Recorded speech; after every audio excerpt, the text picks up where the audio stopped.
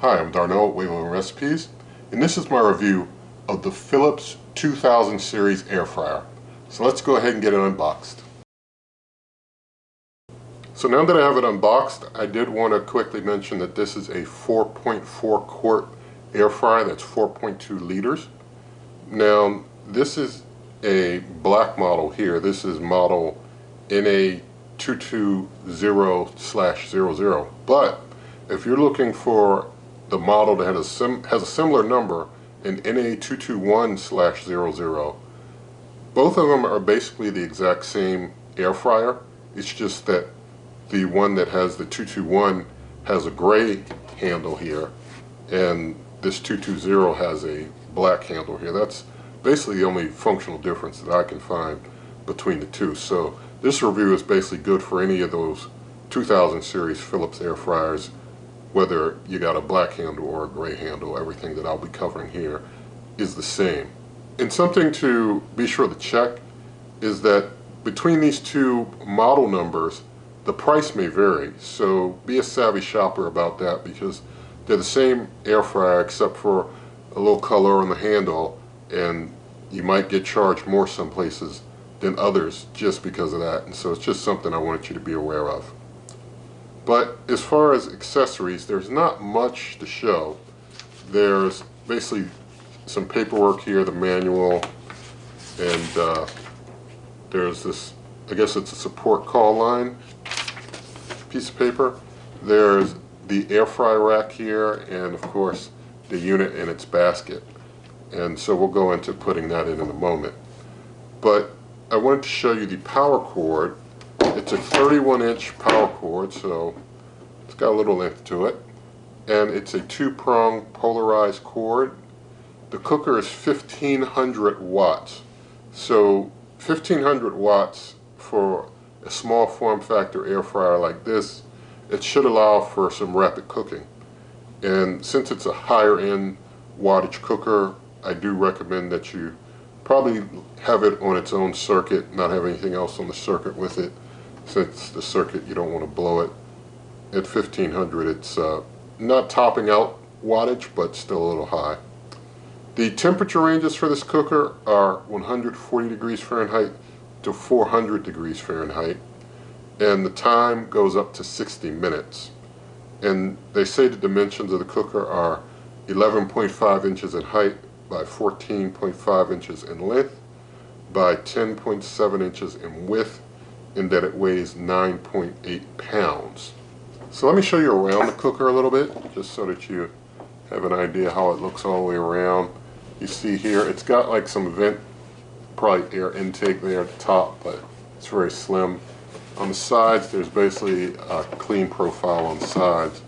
On the back, you've got a cord, basically wrap around thing there that you can wrap the cord around. Got some exhaust back there. Underneath, you see how it looks underneath there. And so that's basically your look around the cooker. And I do want to mention, as I move on to other parts of this review, that if it does reach a point that is not to your liking, you can always use the chapters feature. There's timestamps in the video description. You can always advance to a part that suits you. Also, this channel has over 900 videos for different countertop cookers and things, and over 80 cooker reviews. So a lot of reviews of a lot of things here that you can check out. So now giving you a close-up view of the cooker. We'll get it plugged in a moment, and this will all light up then, but just showing you inside. You see the bottom here before I put the air fry basket in. Philips air fryers, basket air fryers, usually have that type of design that helps to swirl the air around. I don't see that in any other basket air fryers that I've reviewed, so I think that Philips may have the patent on that design to help that air swirl around down bottom there. Inside, we have a full metal chamber. That's very good. All metal helps to keep things really hot. You see metal at bottom, metal, all metal. Real good. Now, as we go, sorry, I want to show you inside. You see up top there on the left, there is a light. So we got a light. In front of that light over there on the left, we've got an ambient probe. So you got an ambient probe and a light there. up top here, we've got the big heating coil and the fan, so big fan there. So nothing else going on up there. Now something else I wanted to show you is that there is a window on the front of this air fryer. So tapping it, this front, it's very hard plastic. It almost feels like glass, but it's plastic on the front here, I believe. Inside, that's glass. That's definitely glass on the inside. The outside, it feels like it's a very, very hard plastic there. It might be some type of special material. It's not glass though, from what I can tell. I don't think it's glass. Something else I wanted to show you inside of the air fry basket is that there are two max fill lines. There's a max fill line here lower for vegetables, and then there's a higher max fill line for other foods. So you want to make sure when you're using this that you don't go above the respective max fill line. And now that I've got the cooker all cleaned up, there is a little bit of water condensation that gets caught between the two panes of glass. I have no idea how long it takes for that to go away, but you may be able to see the little bit of water there. I'm going to do some quick measurements here of my own just to see how things stack up versus the spec. So here we see that the height is just about, get a good look, yeah, it's just over 10 inches below 11, so that looks pretty good. Side to side here, we see that things measure up maybe a little over 9, maybe about 9. Let's see, making sure I get things on this side here. Yeah, so a little over 9 it seems this way. Front to back, I'm going to go from the cord management to the handle front to back and do the best measurement that I can here. I'm seeing about 12 3/4 inches is about what I'm seeing. Somewhere between 12 and a half, 12 3/4 inches is what I'm seeing front to back. Now I'm going to do some measurements of the basket. So top to bottom from the rack up, we got about 4 inches there. We go diagonal this way, we've got about 9.5 inches, well, a little under 9.5 inches. Go this way, I've got 8.5. Yeah, so here I want to make sure 9.5, but this way we're just 8.5. Now this way, also, yeah, well, a little under 8.5 this way. So that's interesting. Now for a little side-by-side comparison, I've got the Philips 4.4 quart next to the Chefman Turbo Fry 2-quart digital air fryer. So of course the Chefman is a little smaller, well, noticeably smaller. Full review of it is also on the channel. And so you see with the baskets, the Chefman's basket could easily fit into the Philips.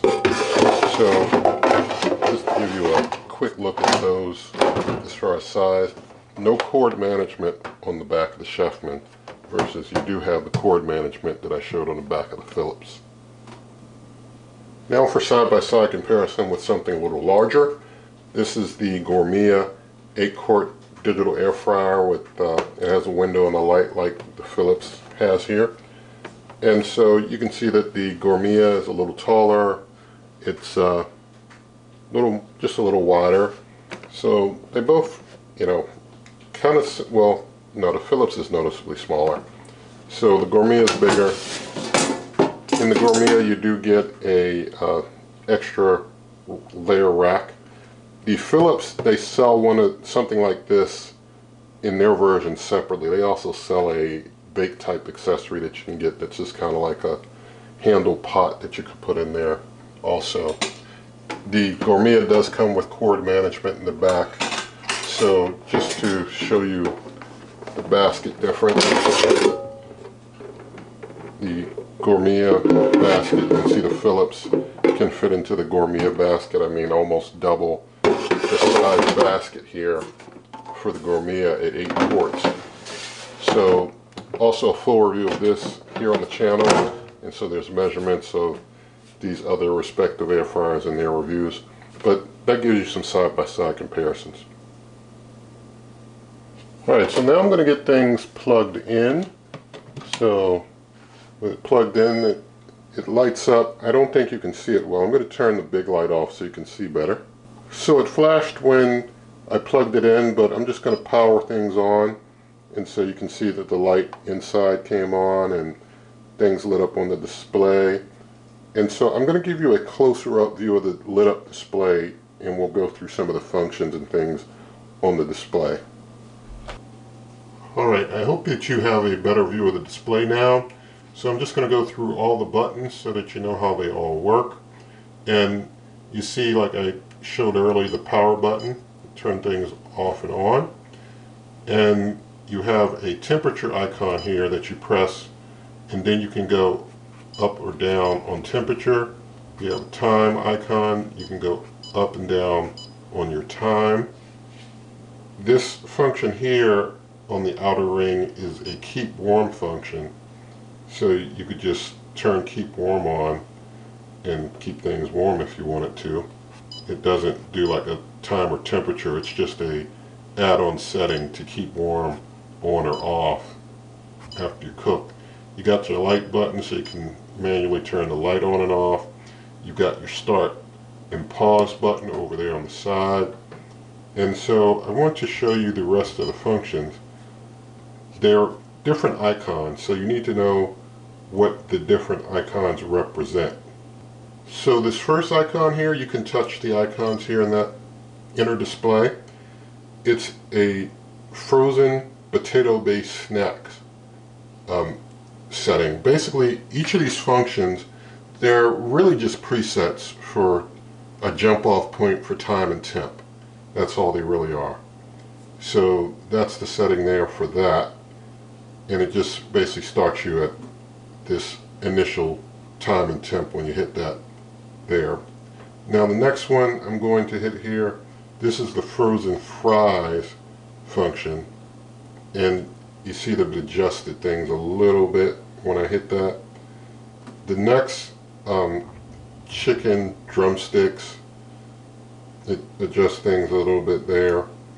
And then we'll go over here to the fish. So you see fish, it adjusted the time and temp there. Next, let's do this one here. This one is a muffin. So I guess that'd be for like your baked goods. It's just bringing the time and temp down because it, you know, you're not going to cook it as long.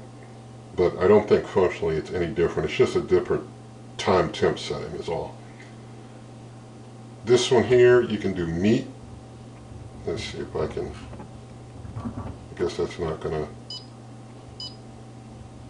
yeah, I guess the meat one's not going to, okay.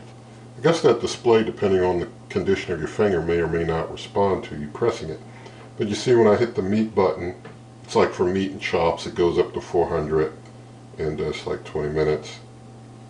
The next one over here that I'm going to do, that's mixed vegetables, so that's your setting for mixed vegetables. Then this one down here is your breakfast setting. So that's just a default recommended setting for doing your breakfast type stuff. So now I'm going to do a temperature test of the cooker here. So I've got a oven thermometer that I'm going to stick in right in the middle and close things up with it in there. And since it's kind of small, I'm only going to use one right there in the middle. Turning things on, and I'm going to, just as a jump off point to get things up to the max temperature to start, I'm hitting the steaks. And for the time, I'm going to up time just so that I have an even start off time of 30 minutes. And so I'm going to hit start here, and I just hit it. Let's see. Yeah, I guess I had to hit the start button twice so that it confirmed the temperature after I adjusted the time, and then after that second press it starts running. So there's no preheat, it just starts going. So just going to let it run for a while, maybe for like 20 minutes, so it can do like the burn off that you have to do with basically any type of appliance. You want to run it highest temp for at least 20 minutes to burn off any residue from packaging. That's going to be the case with conventional countertop, you name it. But I'm gonna let it run for a while, and we'll see what temperature we get once we pull things out, see if it made it up to the target of 400.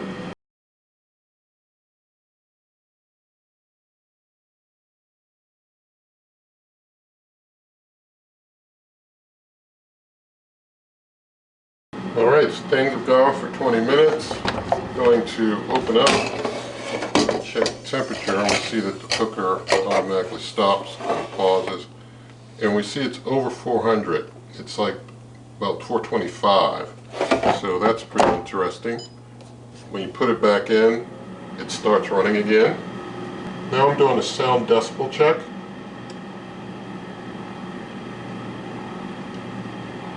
We see the sound is in the low 40s. That is very quiet, especially for a basket air fryer.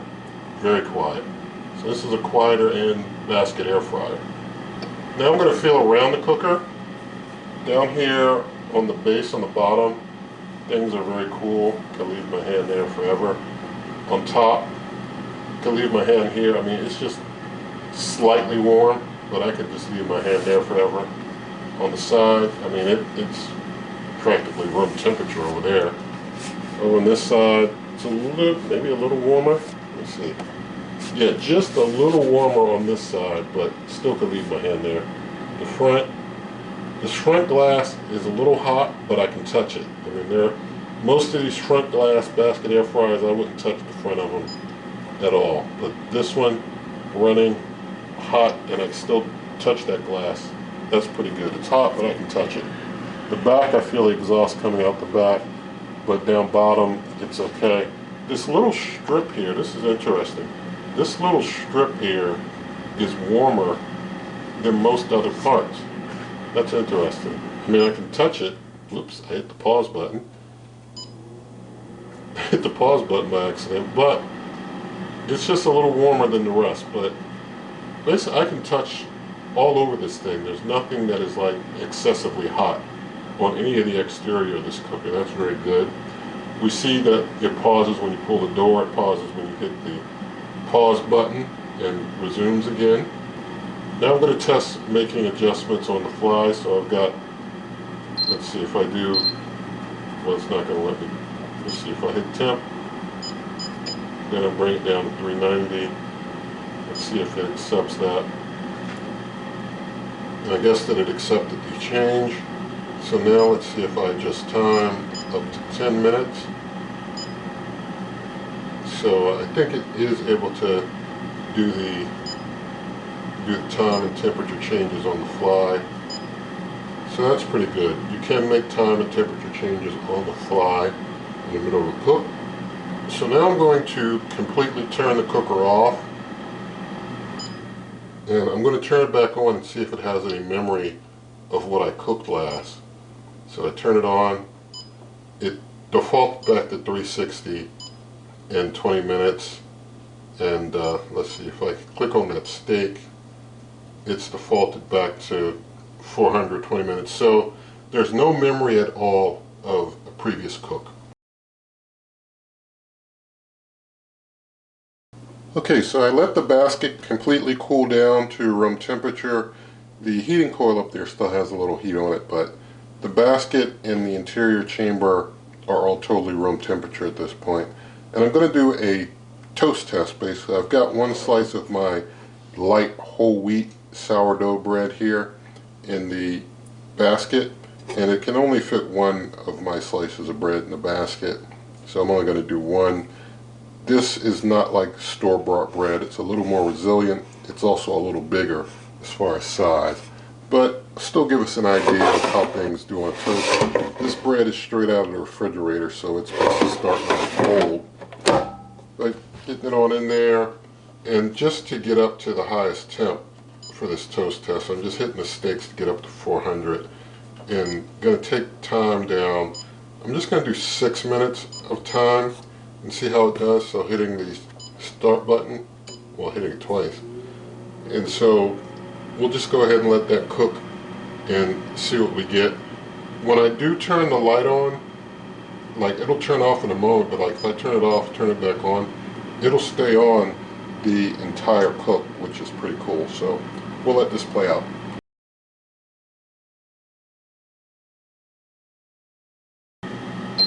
Alright, time's up. So let's see what it did in 6 minutes. We got it out. So here's one side of the bread. Wonder if it, well, I guess maybe if I turn it off, it'll stop that beeping. There's no way to control beeping, and I also don't know a way to change from Fahrenheit to Celsius on the temperature, by the way, but you can see it cooked this side a bit. On the back side, got a little bit of cooking on the back. Now I know I could flip halfway through or partway through the cook. That's not my point. I want to just show how it does with a straight run. And so we see that it cooks one side, even though it has that kind of vortex bottom, it kind of gets the bottom a little hot, but it doesn't toast it evenly on both sides. Despite having that, you do have to, you know, turn things over. Alright, so now I've got my spelt almond flour with chocolate chip waffle batter here in the basket. I'll flash the recipe on the screen. And the basket is still a little warm. It's not hot, but it's still a little warm. I mean, I can touch it. So it's not very warm at all. But putting it on in there, turn things on, and gonna hit the muffin. And I'm going to up temperature just a little bit, because usually when I cook or bake these in an air fryer type cooker, I usually do it at 350. For time, I may not need 20, but I'll give it the full 20 and see. So hitting start, and gonna just kind of flash the light on and off so that the light stays on, and we'll see what happens here.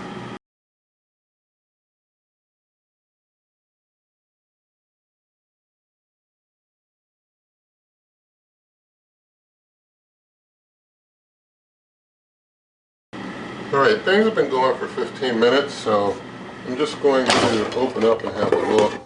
I'm seeing some good pullback from the mold, so that's all I know when things are done. So 15 minutes is decent work as far as time. And so I'm just going to flip it over there and try and get it out the mold and see how things look. Mold's kind of hot, of course, but looks pretty good. So it's able to put a lighter touch on when you want to basically bake something. And I guess it beeps if you leave the door open too long, but we'll turn that off.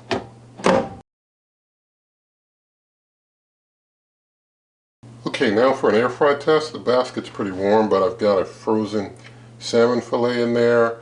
I've got some extra light olive oil on it, and also some organic no salt seasoning and lemon pepper seasoning. So we'll see how this does air frying some fish.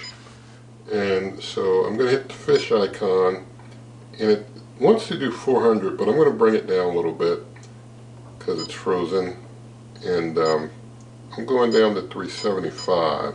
So I'll leave it at 375. I'll leave the time at 20. I'll probably check it after maybe 15 minutes, but yeah. So hit start once there. I guess if it's flipped to the temp and you hit the start button, it goes, but we'll let this run for a bit. Gonna just toggle the light to make sure it stays on, so we'll let it cook.